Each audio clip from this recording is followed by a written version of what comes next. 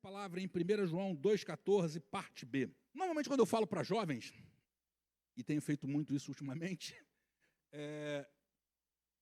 eu gosto de ser muito prático.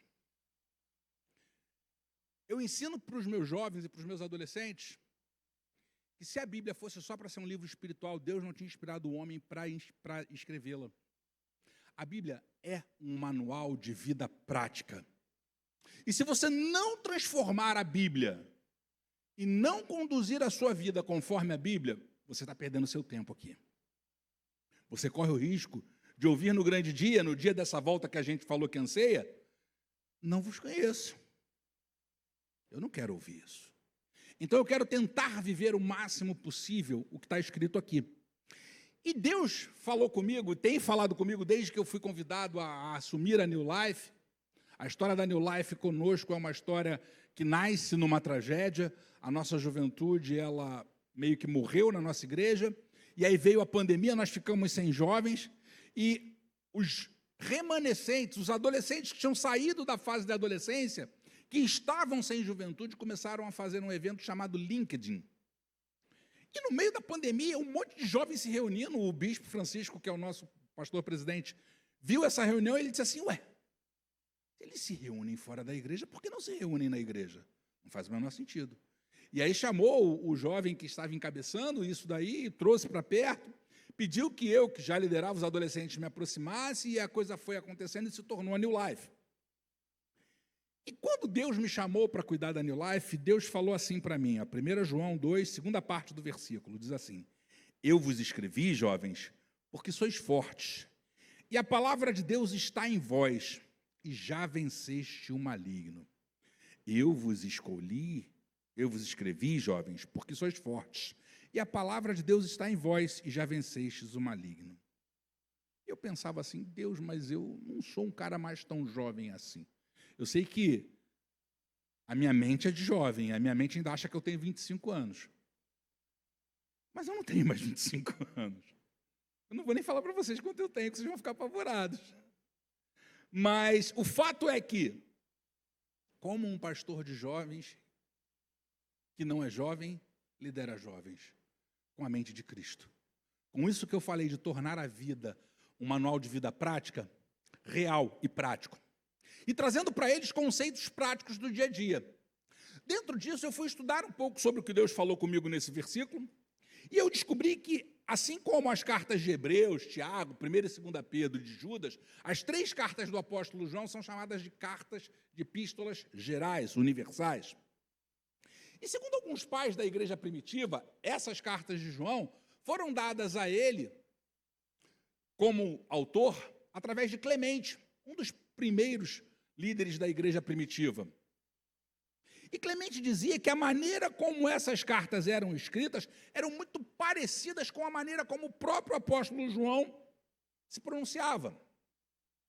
Alguns estudiosos mencionam que essas cartas foram escritas próximos ao final da vida de João. João passou a maior parte do seu ministério na Palestina. Mas com a queda de Jerusalém, aquela área ficou meio perigosa para os cristãos. Ele então se deslocou para Éfeso, foi exilado em Éfeso, e de lá ele escreveu essas cartas. E o objetivo dessas cartas era combater uma falsa doutrina que estava se instalando na igreja, que era gnosticismo. Alguém já ouviu falar aqui de gnosticismo?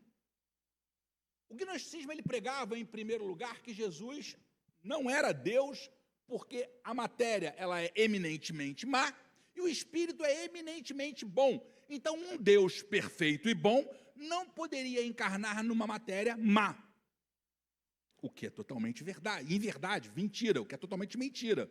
Porque a base da nossa religião é o fato de que o Deus maravilhoso nasceu da Virgem Maria, se encarnou, viveu como nós, em tudo foi tentado, porém sem pecado. Foi entregue a Pôncio Pilatos, padeceu, foi morto, e ao terceiro dia ressuscitou e reina até hoje ao lado de Deus Pai. Esse é o credo dos apóstolos.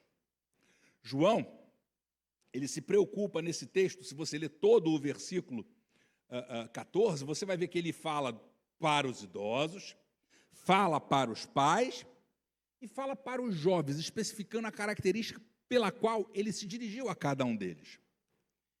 E hoje eu quero conversar especificamente com jovens.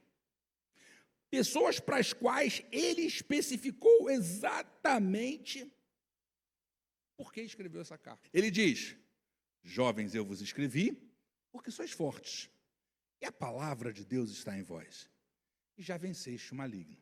Quem aqui já foi rejeitado ao se declarar cristão, crente ou algo do tipo? Pode me responder. Quem já foi rejeitado? Quem já sentiu essa rejeição? Irmã, não tenha vergonha, porque isso é uma verdade, eu já passei por isso. Pode levantar a mão, tenha coragem. Isso aí, isso aí, isso aí. Quando você diz que é crente, alguém já te olhou torto? Ontem mesmo eu ouvia uma pessoa dizer assim, não gostava de pastor, mas o senhor é maneiro. Ontem mesmo. Você já teve vergonha de manter os seus princípios cristãos entre as pessoas que não são cristãs? Obrigado por ser sincera. Porque até eu, antes de ser pastor, agora não, acho que depois que a gente é ordenado ao pastorado, a gente fica meio sem vergonha, né? Mas antes de ser pastor, algumas vezes eu disse, não vou falar nada aqui não, sabe? Porque eu vivo num meio de pessoas muito metidas a besta, sabe? Eu sou advogado, a minha profissão, eu trabalho como advogado, e às vezes lidando com juízes, com pessoas que se dizem muito inteligentes, esses caras não gostam muito de falar de Jesus. E eu agora, eu faço umas coisas meio chatas, vira e mexe numa petição minha, numa carta, em algo endereçado a um juiz, eu boto um versículozinho ali só para dar um chute na boca do estômago desses caras. Mas, de fato, eu já passei por essa vergonha. E aí, com essas respostas corajosas em mente que vocês me deram, eu quero meditar no seguinte. O apóstolo João, ele começa dizendo assim, eu vos escrevi jovens. Você parou para prestar atenção no que isso quer dizer? Como assim, pastor? São 4 palavras, eu vos escrevi jovens, o que isso quer dizer? Primeira coisa, para quem é esse texto? Para os jovens, claro. Mas para qual jovem? Para qual jovem é esse texto? É para o crente? É para o não crente? Para quem vocês acham que é? Para ambos. E isso te traz um grande problema, crente. Porque se é para ambos, a Bíblia está dizendo que Deus escolheu os jovens, independente de ser cristão ou não. Você percebe? Primeiro vamos entender quem é o jovem. Segundo a OMS, jovem é aquela pessoa que se encontra na faixa etária entre 15 a 24 anos. No Brasil, desde 2005, com a criação da Secretaria Nacional de Políticas de Juventude e do Conselho Nacional da Juventude, jovem é aquela pessoa que se encontra na faixa etária entre 15 a 29 anos. Então, eu acho que todos aqui, inclusive eu, estamos na faixa da juventude, ok? Ok, Patrícia? Então, todos estamos com menos de 29, amém? Não, amém, eu já passei disso. Beleza? As pessoas que se enquadram nessa faixa etária, que hoje tem entre 15 e 29 anos, são as pessoas que fazem parte da geração Z, ou dos nativos digitais. Vocês já se deram conta disso? Quem aqui se identifica, gosta de jogar PS4, PS5 ou Xbox? Legal. Gente, eu não tenho habilidade nenhuma com isso, eu falo isso para o meu filho. Eu sou da época do Atari. Vocês conheceram o Atari? Já ouviram falar do Atari? Eu sou da época do Atari, cara. Era uma torre e um botão. Agora são 6 botões para você dominar, é muita coisa, é muita coordenação motora para mim. Mas isso para vocês é algo banal, é algo normal. Vocês são jovens que têm uma íntima relação com o mundo digital. A internet, a informática, são normais para você. Eu me lembro que no ano 2000, na virada para o ano 2000, o bug do milênio era o máximo na vida do trabalho. Eu me lembro que quando eu comecei a trabalhar na empresa que eu trabalhei por 26 anos, só tinha um computador por empresa, e para entrar na internet você tinha um horário específico, porque era discado e fazia aquele barulho. Era uma coisa louca. Para vocês não. Quem aqui tem internet no celular? Quem aqui o Wi-Fi em casa é normal? Está vendo? É uma geração totalmente diferente. Qual é o problema disso? O problema que eu pessoalmente vejo disso, e acompanho isso na minha casa, eu tenho um adolescente e uma infante na minha casa, é que vocês também são a geração dos 3 minutos. Quem assiste um vídeo de mais de 3 minutos com disposição? Fala para mim. Levanta a mão. Minoria. Quando passa de 3 minutos, o que você já tende a fazer? O dedo começa a coçar para você fazer assim no celular, é ou não é? Quem é que gosta e investe tempo ouvindo podcast? Depende, já ouvi um depende, tá vendo só? Cara, vocês são muito imediatistas. Vocês, por conta dessa realidade envolvida na vida de vocês, vocês não têm o hábito de criar vínculos muito duradouros. Vocês aprenderam a se relacionar através de redes sociais e aplicativos. Vocês se divertem jogando futebol e jogos online, interagindo entre si, mas dentro do mundo virtual. E sempre que vocês podem, vocês pedem um serviçozinho de delivery para nem precisar sair de casa para comprar comida. É assim ou não é? Tem meia dúzia escondendo o rosto aqui para mim, porque assume que é essa a realidade. Gente, o problema é que o mundo digital não é real. Seja lá o que for que você fizer no virtual, necessariamente isso não vai influenciar, não vai mudar o mundo ao seu redor. Por exemplo, quem aqui já jogou no Minecraft? Uau, teve uma ali motivada, eu.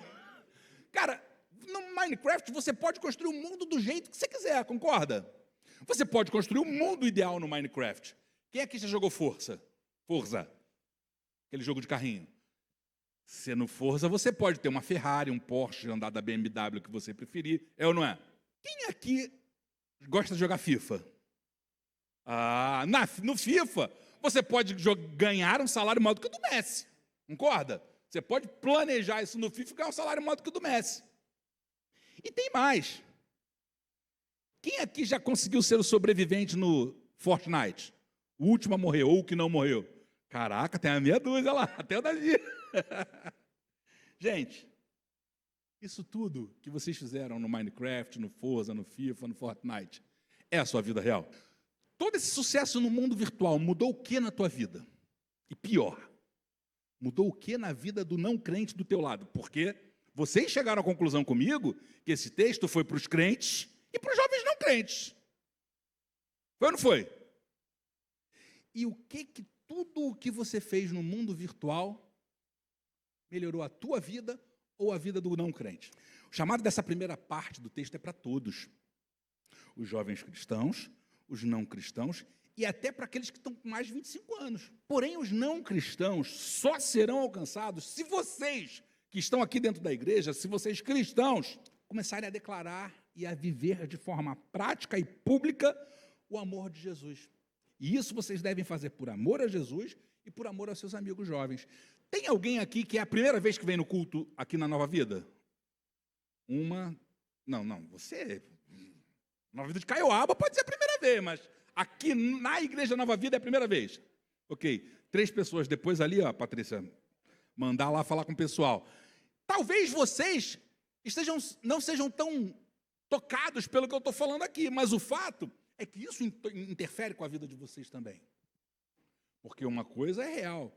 O mundo digital é para cristãos e não cristãos, assim como esse versículo é para cristãos e não cristãos. Somente se você, jovem, for jovem, e por isso João vos escreveu, por isso João escolheu escrever para vocês, somente se o jovem for jovem, é que as pessoas com depressão terão chance de serem curadas. Somente se você, jovem, for jovem, é que as pessoas tristes terão chances de se alegrarem. Somente se você, jovem, for jovem, é que as almas que estão se perdendo em razão dos instintos suicidas poderão ser salvas. O jovem, ele é, por natureza, uma galera que anda em bando. Não sei se você que é jovem reparou isso, mas a gente que lidera jovem, a gente repara muito isso. Ó, na escola ou na faculdade, tem o grupinho dos nerds? Fala para mim. Tem. Tem o grupinho dos zoeira? Tem o grupinho dos que não querem nada com nada, só vão ali para atrapalhar a vida dos outros? E esse bando se une, né? Eles são fortes, eles se protegem. Isso é na vida de vocês em qualquer lugar. E será que vocês estão saindo dessa bolha do virtual? Será que vocês se lembram de que vocês são esses seres gregários que gostam de andar em bando e estão influenciando o bando ao seu redor? Quem aqui já pensou em sair do Brasil porque o Brasil parece que não tem expectativa para ninguém? Irmão, se eu pudesse, eu também. Entendeu? Mas quem se sente frustrado quando Deus diz assim, fica? Foi mal, Patrícia. Quem se sente frustrado quando Deus diz assim, fica? Senhor, mas eu tenho lugar para ir para Nova Zelândia, meu compadre está lá me esperando, tem até emprego. Senhor, mas o outro está lá na Califórnia com uma vaga de trabalho para mim. Irmão, fica. E aí, jovem, você fica e vai ficar sem expectativa? Você fica e vai ficar sem perspectiva? Aí eu pergunto, você está influenciando positivamente o mundo real ao seu redor? Porque só são 3 visitantes. Eu tenho mais de 40 pessoas aqui nessa plateia. Se eu só tenho 3 visitantes, se forem 40 pessoas, eu tenho 37 crentes.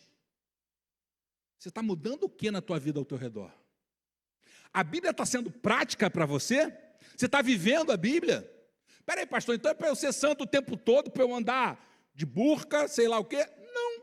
Lá na igreja, como é que o pastor Mauro vem para os cultos normais? Como é que ele vem vestido?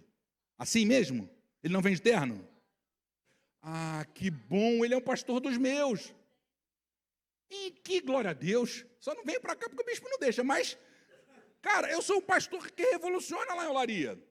Eu vou para Olaria culto assim. Só vou de terno culto domingo à noite. Aí minha filha diz assim, meu pai hoje está de pastor. Domingo à noite que eu vou de terno, minha filha diz, meu pai está de pastor hoje. Ou seja, parece que eu boto a fantasia.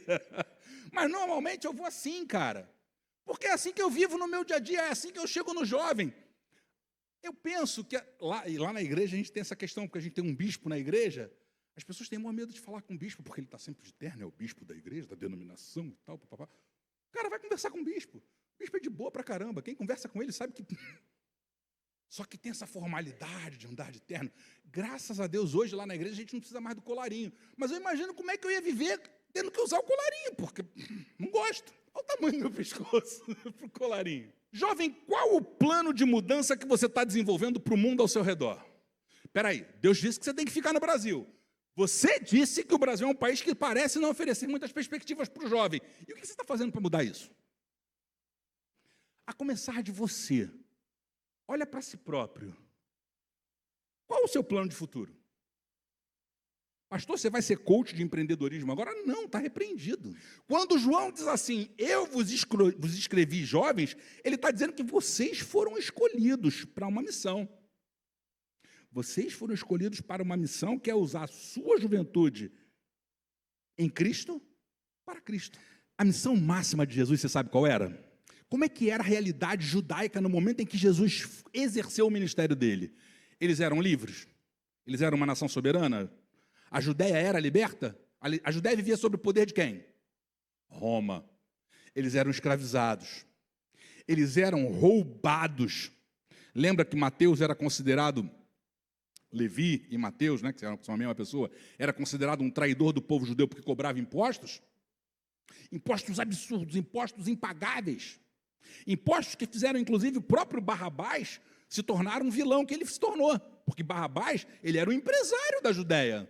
Depois você lê a história de Barrabás. Barrabás era um empresário, ele tinha barcos. E os impostos eram tão altos que ele perdeu os 3 barcos dele. Você revoltou e virou ladrão, virou bandido, virou salteador. Eu fico pensando, gente, se não tem perspectiva, o que eu faço? Aí vem Jesus. Jesus diz assim, eu vim trazer liberdade aos cativos. Não está profetizado isso lá em Joel? Eu vim trazer liberdade aos cativos. E como que Jesus libertou aquele povo? Aqui, ó. Se a tua mente for livre, não existirão cadeias, não existirão perspectivas negativas, não existirão histórias ruins que você não possa mudar. Mas a tua mente tem que ser livre. E para a tua mente ser livre, você precisa usar essa liberdade de Cristo na tua vida real. As atitudes de Cristo mudavam a realidade das sociedades por onde ele passava. E as tuas atitudes, jovem? E as nossas atitudes? Galera, vocês foram escolhidos pelo Senhor para mudar a realidade ao seu redor.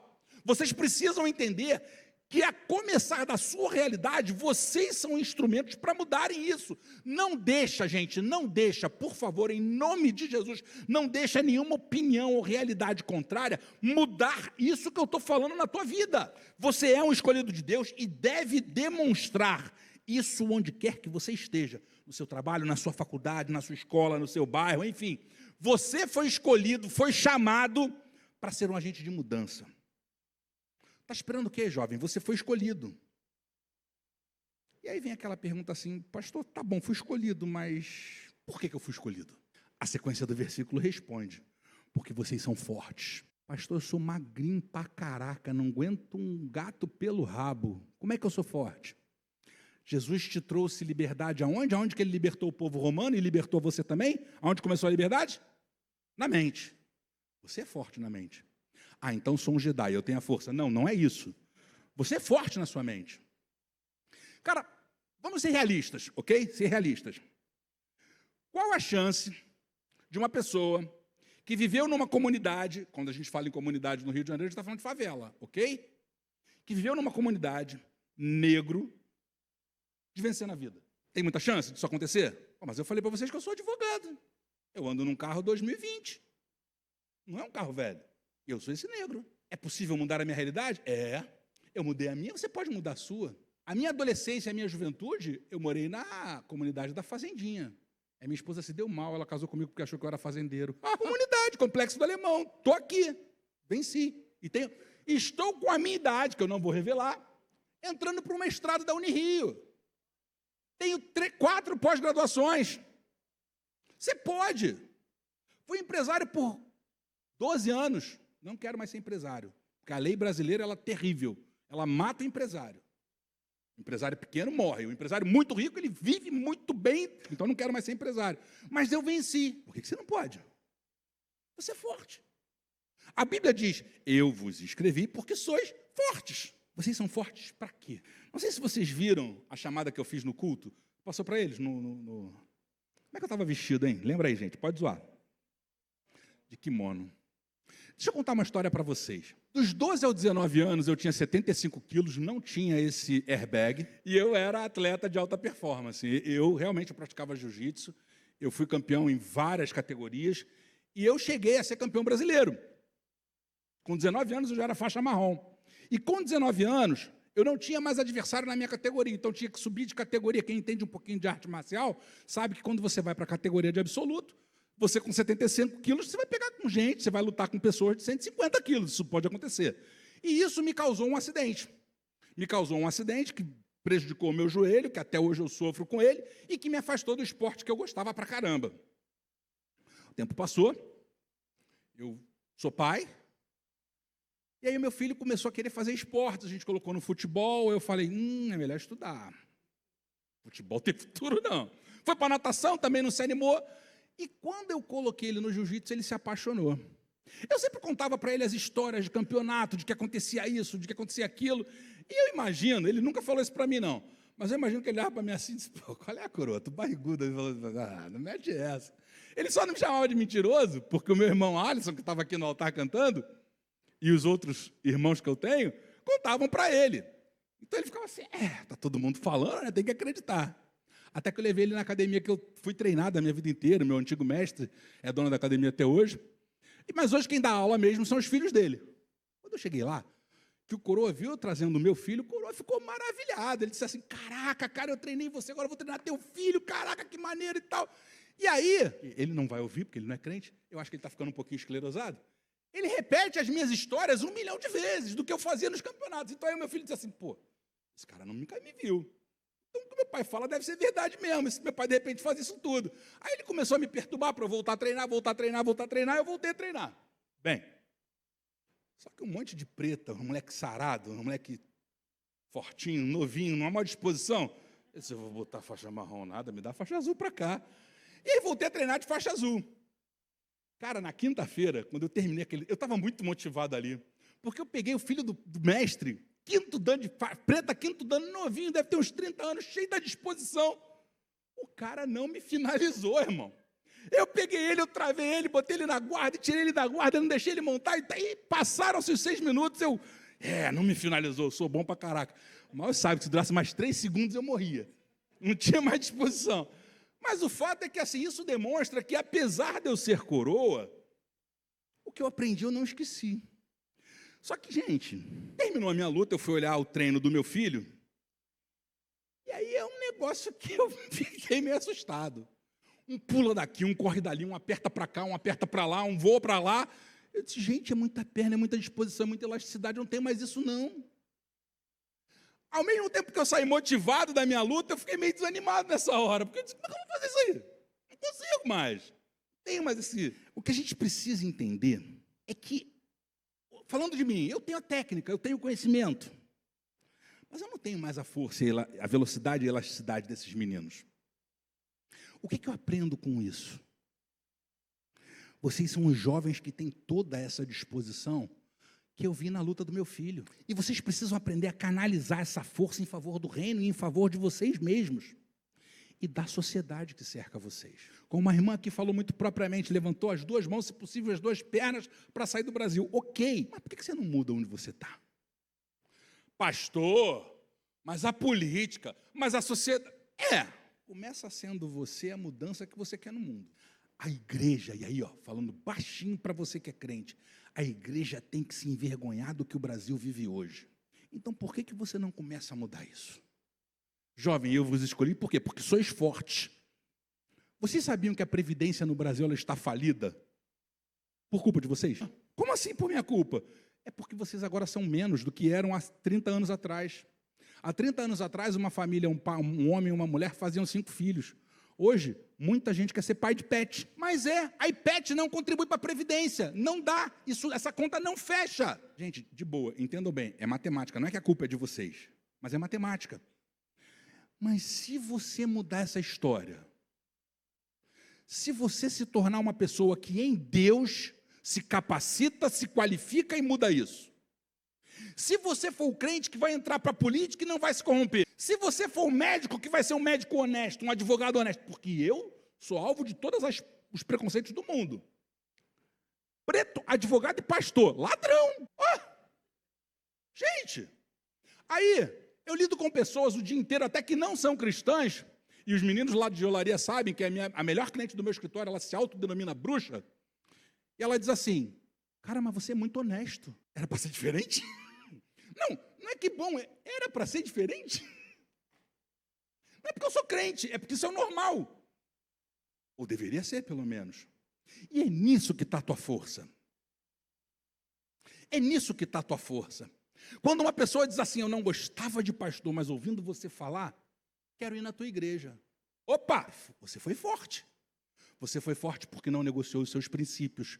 Você foi forte porque não negociou a palavra. Você foi forte porque você é jovem. E vocês são os donos desse país no futuro. Eu vou te revelar uma coisa que aconteceu comigo no dia que eu fui ordenado. Normalmente, a gente vê isso em várias ordenações. Quando um homem é ordenado ao ministério pastoral, ele recebe uma palavra profética ou de um dos bispos ou de um dos pastores que formam o colegiado de ordenação. Aí, na minha ordenação, foram ordenados 5 homens lá em Olaria. Um recebeu uma palavra profética, eu disse, Jesus, vai chegar a minha vez. Aí o outro recebeu também, e agora? Acabaram os 5 e não teve profecia. Filho rejeitado? Aí o Espírito Santo deu uma tapa aquelas tapas, aqui assim que você cata uns cavacos para frente. Ele falou assim, olha para o altar. Aí tinha o meu compadre, pastor Marcelo Pacheco, tinha o diácono Isaías, que é vice-líder do Ministério de Louvor, que tem 60 anos, a esposa dele, que está mais ou menos por isso aí, meu bispo, só velho nesse altar. Aí Deus falou, seja você a diferença do que você está vendo. Aí eu que já cuidava de adolescente, passei a cuidar de jovem, agora cuido até do Geração Vida. Quem mandou, né? Quem mandou? Faz a diferença. A gente está revolucionando, a gente está fazendo uma bagunça santa lá em Olaria. Está uma bênção. Os adolescentes, todo dezembro, tem um culto que eles comandam o maior culto da igreja, que é o culto de domingo à noite. A juventude vai começar a fazer isso agora, porque como o Léo falou aqui no altar, tem 2 anos que ele está liderando, tem 2 anos que a gente está reestruturando. E as coisas estão acontecendo. Mas isso é por quê? Porque nós somos fortes. Nós fomos escolhidos. Mas, pastor, como é que eu cumpro isso? Como é que eu mudo a história? O próprio versículo responde. E a palavra de Deus está em vós. Caraca! Você não acha isso forte, não? Vou te dar alguns exemplos. Lembra do Abel? Não é aquele Abel que foi técnico do Fluminense, não. Aquele Abel lá de Gênesis. Abel amou tanto ao Senhor que ele foi lá e ofertou das suas primícias. Seu primeiro carneirinho. Aquilo que custava para ele algo. Lembra do Zé? José, filho de Jacó? Você sabia que naquela época do José, ele era o vizir, ele era o mordomo do Potifar. Não era? Potifar era o quê? O que Potifar era, gente? Não, Potifar era general. Minha filha. Potifar era general de Faraó. Não sei se você sabe, mas o general ele saía às vezes para as guerras e ficava muito tempo fora. E a mulher do general, ela poderia se satisfazer. Você sabia que se o José desse um pega na Potifera, ele não estaria fazendo nada que a lei dizia que era errado? O que ele fez? Ele pegou a mulher? Ele escolheu não pegar ela por respeito ao Potifar e por amor a Deus. Vou te dar um outro exemplo. Lembra do Danielzinho? Aquele cara que, quando Nabucodonosor dominou Jerusalém, levou a nobreza cativa.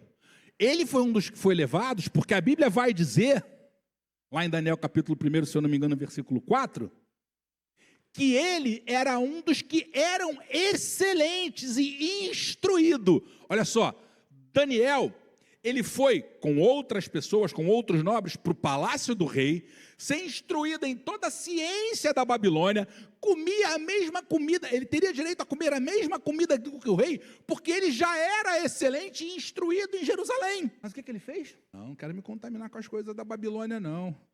É para eu te servir, Nabucodonosor? Vou te servir, mas deixa eu comer só legume e água? Deixa eu ser puro. Vou te dar um outro e último exemplo, e esse aí você vai dizer, pastor, mas esse aí é mole, né? Jesus, em tudo foi tentado, porém sem pecado, se defendendo das tentações com que estava escrito na lei de Deus. Sabe, quando você tem, não estou dizendo que aqui em Caiobá ninguém tenha, mas quando você, um jovem, tem problema com pornografia, a lei de Deus fala sobre isso. Quando você tem problema com moral, a lei de Deus fala sobre isso.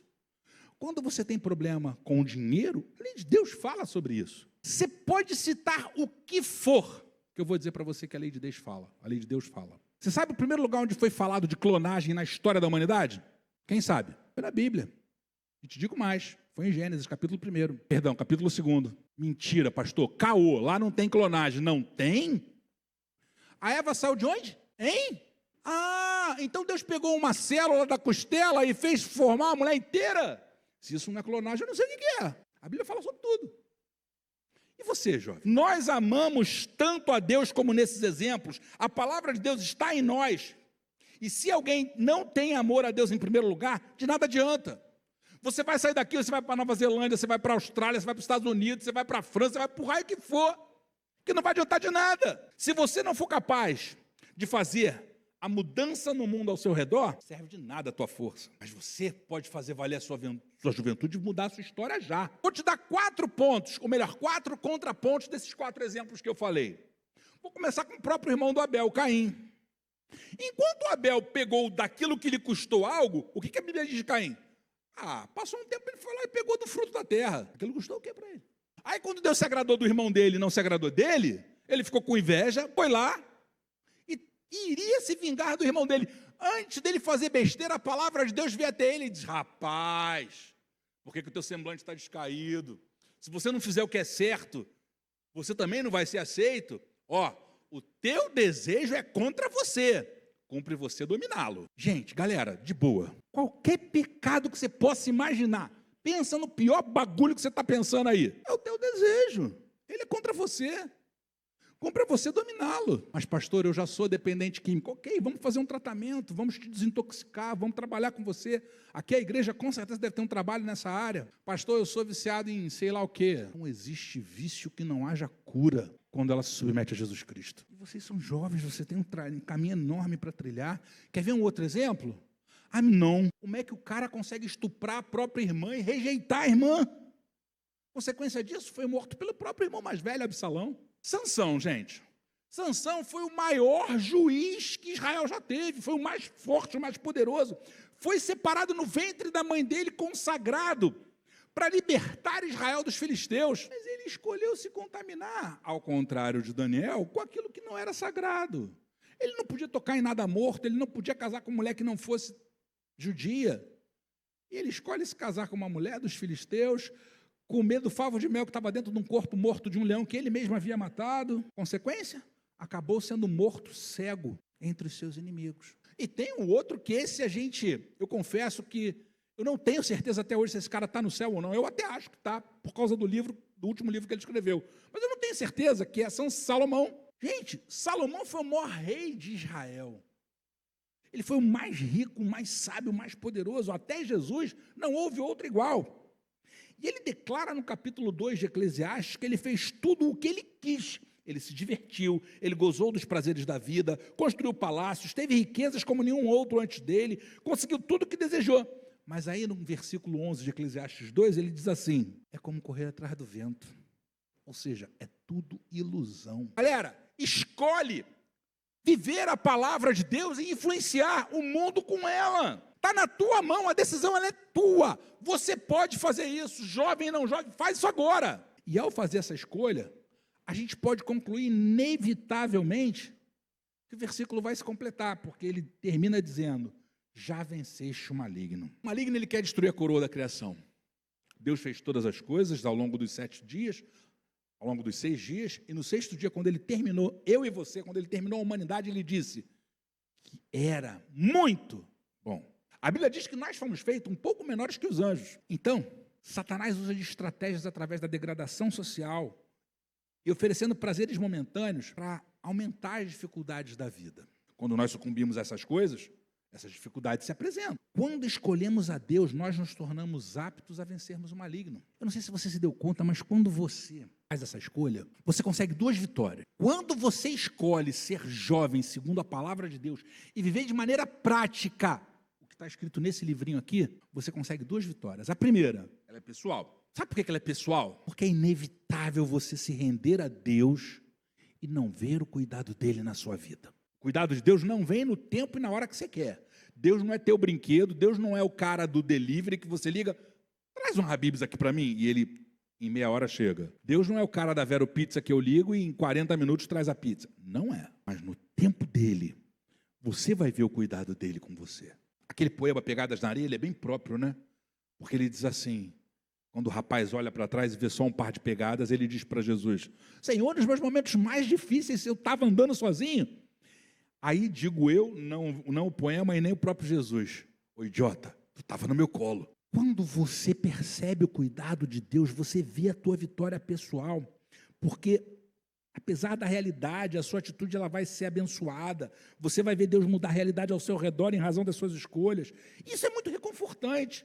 Alcançar vitórias, alcançar coisas através de Deus, ir a lugares enviados por Deus, participar e influenciar decisões segundo a vontade de Deus, é o caminho, é a missão que você, jovem, tem para cumprir, quando você faz essa opção.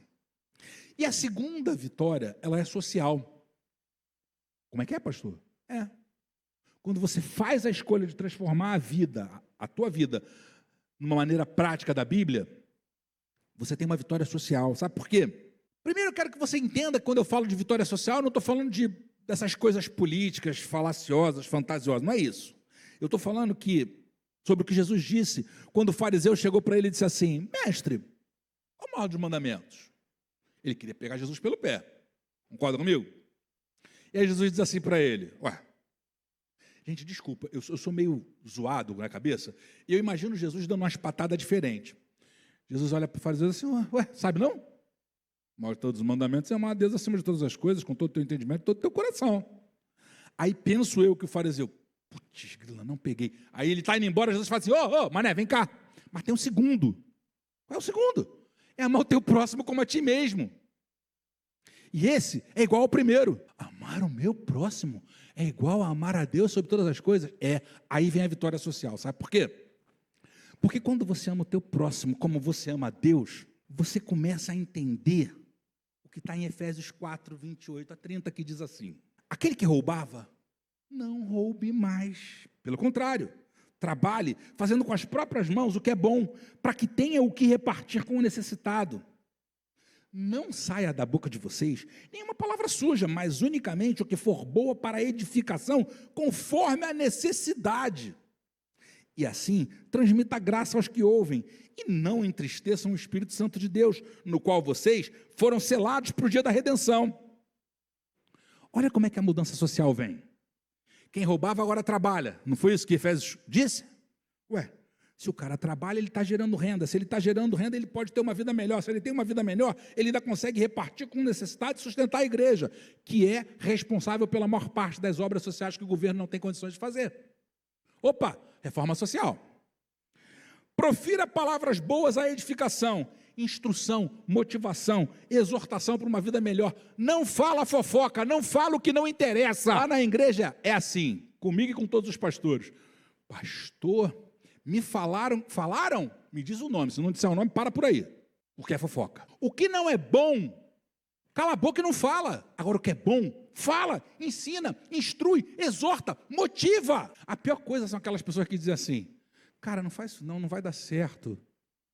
Se tu não tem um jeito de dar certo diferente do meu, cala a boca, me ensina uma maneira melhor, eu estou disposto a aprender. Mas se você não sabe uma maneira melhor, fica na tua. Me aplaude quando eu vencer, porque quando eu vencer, tu vai vencer junto, porque tu vai ficar feliz com a minha vitória. Era o que Caim tinha que ter feito com Abel. Olha a mudança social aí. A gente começa a viver bem com o irmão porque não tem fofoca. Olha a terceira mudança social. Não entristeçam o Espírito Santo. Vida em santidade, amando a Deus e ao próximo. Se eu amo a Deus e ao meu próximo, eu não vou ser violento com ele, eu não vou agredir a minha mulher, não vou agredir os meus filhos, não vou agredir os meus companheiros. Se eu amo a Deus e ao meu próximo, não vou roubá-lo, não vou adulterar, não vou fazer coisas que vão ferir o meu próximo, porque eu amo a ele tanto quanto eu amo a Deus.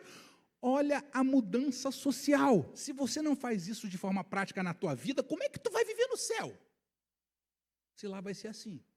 Vai chegar no céu fofoqueiro? Vai chegar no céu preguiçoso? Vai chegar no céu sem vida santa? Dura essa palavra? Você quer ser crente? Na real, começa a fazer a mudança social que você tem que fazer na tua vida.